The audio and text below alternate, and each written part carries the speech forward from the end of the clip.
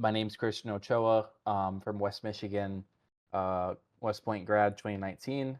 Served 5 years as a field artillery officer, mostly in Fort Sill. Spent a year in South Korea as well. Currently living in Chicago, doing a skill bridge internship with Uber, and I'll be going to Booth in the fall to start my MBA. Currently serving as a VP of Community for Life Skills for Soldiers. Cullen? My name's Cullen. I'm also West Point grad, class 2020. I'm currently still in the Army, and I've been working with life skills and Christian for a couple months now, and excited to talk some budgeting. Yeah. So, did you actually take the budgeting course through Life Skills when you like first kind of learned about it?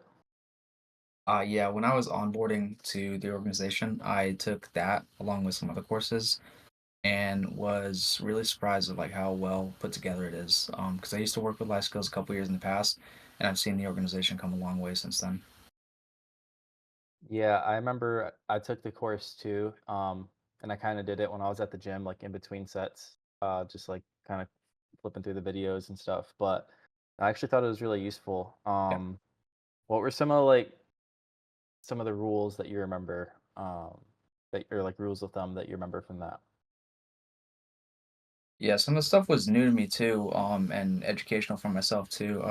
Probably the main thing that I thought was kind of useful was the 50/30/20 rule. And for those out there who don't know, 50/30/20 rule states that 50% of your income should go to things that you need, things like your rent or your food or things that you can't live without.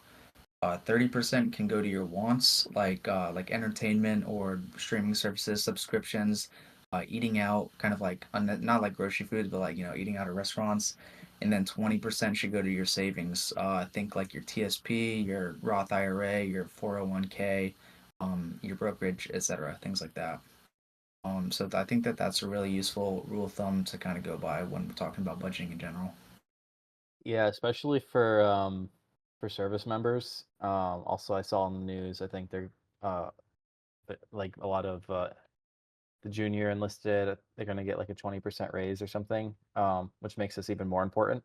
Um, but I remember sitting down with a soldier, and he told me he was having marital problems, but in reality, he was just having money problems, and it surfaced itself through marital problems. But I remember the biggest thing that he didn't have was a budget.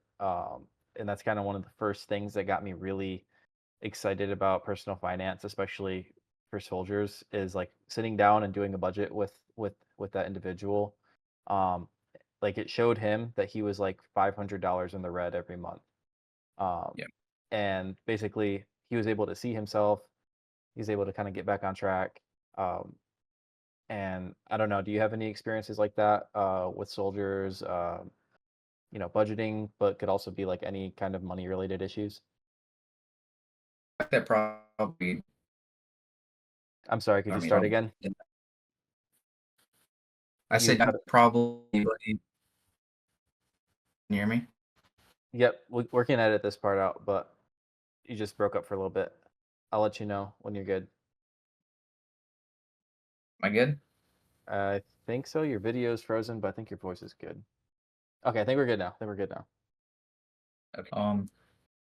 Okay. I was saying that. Yeah, I think that any leader that's ever been in the army has probably, unfortunately, seen people go through this.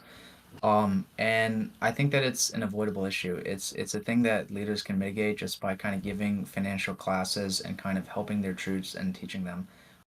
It's stuff that might not be inherent or like obvious to all, but with life skills for soldiers class, it can be a great asset to helping junior leaders at the platoon company level kind of help their formations and sort of avoid some of these common pitfalls. But yeah, to answer your question, absolutely, I've seen it firsthand too. Now you just mentioned common pitfalls.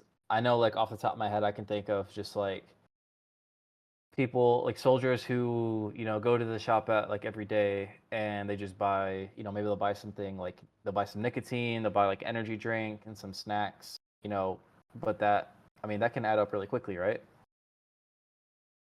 Yeah, definitely. If you do the math on that, and if you're spending, however much every single day, if you accumulate that like over a month or a year or so, it really does add up, especially if you're kind of like living, on a soldier salary. Yeah, then even, you know, it's not even just that money that you're losing based on those expenses, but it's also the opportunity cost of like, okay, that extra couple $100 a month that you're spending on like things that you're not budgeting for, that could have gone into your TSP, could have been making 9% over the years, could have been compounding. Um, but yeah, I think that's really like the first step. I know we've kind of talked about like the class, but in terms of a more like pragmatic and everyday approach, I think the first step is really just like knowing what you actually spend your money on and not just winging it every month. It's very important to, some people use apps, some people just check their statements. I personally have a spreadsheet that I manually type in every transaction and tag them because it keeps me kind of honest and keeps me um, like aware of where my money is going every month. Not sure what do you kind of do personally to stay on track budget wise? Yeah, I don't manually input every single interact transaction I do, so I'm not quite on your level there. But I would say that generally, though, I do review my accounts and my statements, periodically to just make sure that that I'm like maintaining the balance that I need, and that I'm not like being too, spendthrift with my earnings. So, yeah, um, I like that you want GRE to? word you threw in there, the Yeah, spendthrift. Greg Matt vocab list. I was gonna say we can talk another one of the other like budgeting pitfalls, falling into the 50/30/20 rule. Focus on the 20 portion, which is savings. One common thing that I see specifically among service members is when you see their LES that you realize that they're maybe not contributing anything to their TSP, Mm. or maybe if you log into their TSP, they don't know that they're only contributing in something like the G fund when they could be getting better returns and using their money more wisely. So that I think is another thing that leaders could kind of be on the lookout for and check within their formations. Yeah, and that's so simple too. I remember when I was in the three shop, we had like a battalion driver, and I asked him, I was like, "You got everything good to go with your TSP? Like you're getting the match?" And he's like, "Yes, sir." And I was like, "Do you know what you're invested in?" And he had no idea. He's like, "I just thought the TSP was like the investment." And it's a good opportunity to, teach and say like, like the TSP is an account that holds investments, and we kind of logged in. Um, Luckily, he was in some like life cycle funds within the TSP and not, holding just the G fund or whatever. Yeah. Um, but after he actually took the life skills TSP class, and he ended up learning and wanted to switch over to the C fund. Um, which is where I personally, am invested. But yeah, For definitely a those out lot of. there, Go ahead. sorry, I was gonna say for those out there who maybe aren't in the know, and you're saying like life cycle fund and C fund, can you kind of just explain what those are for a second? Yeah, so the life cycle funds in the TSP, they're their L funds. Those ones are they set a target like retirement date. It's very similar to like a target retirement date fund that you could find on Vanguard, where as your account matures, the way that the contributions are split also changes, and it's almost always, you go from high equities to no or low bonds or government securities to more equities, or sorry, more bonds and securities and less equities. And equities is just a fancy word for stocks. Um, yeah, so it basically just adjusts it, for you without you having to think about it. I think the fees are slightly higher, but it's better than G Fund, and it's better than, paying a financial advisor to manage your account and taking fees off of that anyway.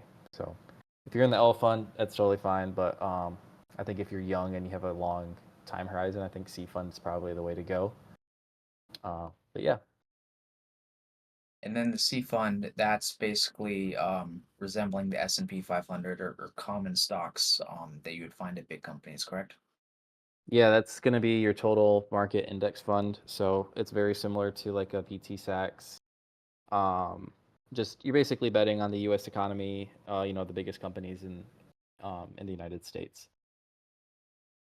One second, my Awesome. cat is being silly. Let's see. In terms of budgeting, though,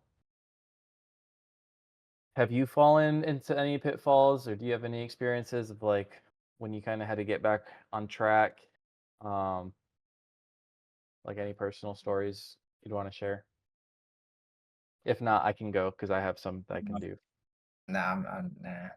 Okay, I will say, so I just recently moved to Chicago, um, and it's kind of funny. It's like anytime you go outside here, you just like randomly spend $70 just because there's so many like that was me for the first like week or 2 weeks, but now you know I've I've reeled it in and been able to manage it more. But there's so many things that you could spend your money on living in a walkable city. Like you can buy a coffee, you can buy a snack, you can go into a convenience store. Um, if you on a whim want to do like a museum or something, these things, they really do add up. Luckily, when you're on a military base, it's harder for you to kind of, be parted from your money unless you're going to the shop out every day, like we said, or if you're doing a lot of online shopping.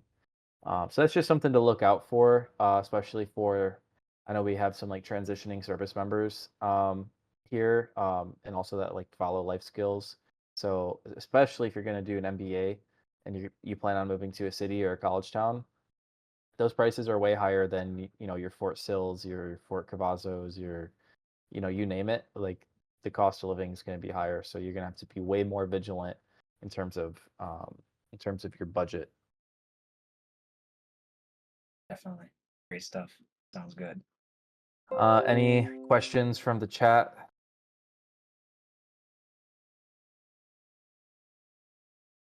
Anything that we Just missed or you want us to hit on? Mostly looking at you, Brian.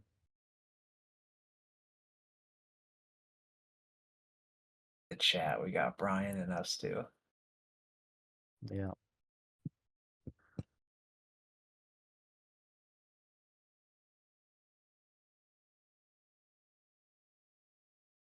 We technically had two other unique people come in here. So that makes this attendance a grand total of five, which isn't terrible. That's So the number that'll be reported. Five yep, members. on Monday, let's say, truthfully, Five. we had five unique joiners. Talk about how budgeting sets the foundation for all the other courses. Okay, I can kind of get us started on this one. Um, so it's actually kind of what Cullen was alluding to earlier about, you know, the savings part, especially. If you're not doing the 50 and the 30, right? Like your 20 is gonna suffer. So yeah, before you even think about, saving for retirement, saving up for a car, you know, looking to buy a house, um, like if you don't have your budget in order, if you don't have a strong foundation for what you're going to be spending monthly or what you need, um, you're really setting yourself up for failure. It really is a foundation. It's a foundational course because the other courses are built upon it. So if you're building a building on mud instead of a nice concrete foundation, then the building's gonna collapse, right? You're gonna buy a house that you can't afford. You're gonna buy a car that you can't afford, and then the maintenance or something is gonna it's gonna destroy you. Um, so that's my take on that.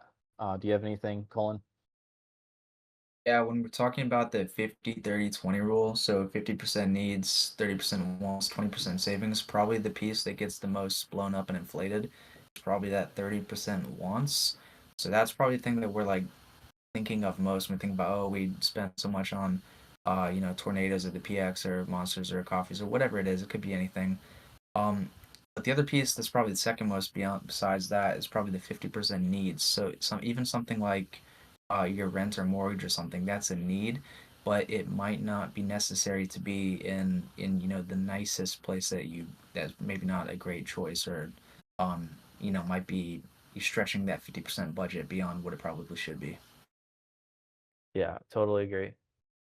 Um, but yeah, I mean, if you're a service member and you can budget and you can stick to that budget, then yeah, everything else kind of falls into place really. Once you start learning about how to allocate your money smartly, then yeah, things fall into place. But the budget is like it's like the first step, right? I think of it if like you're playing sports, it's kind of like, having the budget down pat is like being conditioned, being strong. Like once you have that conditioning and you have that strength, then now you can start working on like, your techniques and other parts of the game. But does it matter how good you are at soccer? But if you can't run the 90 minutes, you know what I mean? You're not going to be on the field. Yeah, absolutely. Got to master the fundamentals before you can make the Hall of Fame. Hell yeah. Um, that's all I really have, unless Brian, you have anything else that you think would be worthwhile for us to talk about. But I think we got some solid sound bites. And Colin, you did great, by the way. Thanks. All right, sounds good. And then for the next one, we'll incorporate this as part of like the advertising for it. Be like, come see. I mean, we can obviously share bits of this like after this week. Um, but then when we're advertising for the next one, you can be like, oh, see what we talked about last time. Um, but yeah, cool. All right. Thanks, Colin. Thanks everyone in the chat for showing up. I'm glad you guys could all make it out here.